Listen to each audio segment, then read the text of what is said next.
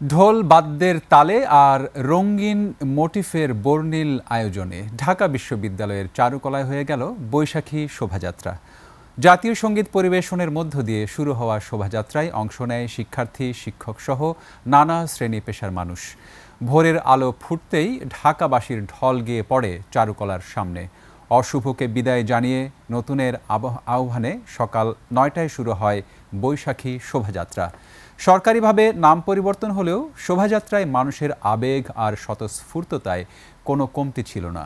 এবছর শোভাযাত্রার থিম নববর্ষের ঐকতান, গণতন্ত্রের পুনরুত্থান। শোভাযাত্রায় স্থান পেয়েছে বিশালকার পাখি, টেপা পুতুল ও গ্রাম বাংলার লোকজ সংস্কৃতির নানা মোটিফ।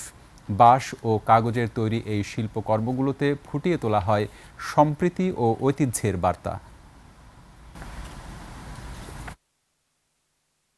আমাদের যে বয়স হয়েছে সেটা ভুলে যায়, সবসময় মনে হয় সে স্টুডেন্ট লাইফে আছে এবং প্রতি বছরই নতুন মনে হয় নিজেকে। সত্যি অভাবনীয়, নতুন মতো মনে হচ্ছে যে নতুন কিছু আমরা পাচ্ছি। সবাইকে বাংলা নববর্ষের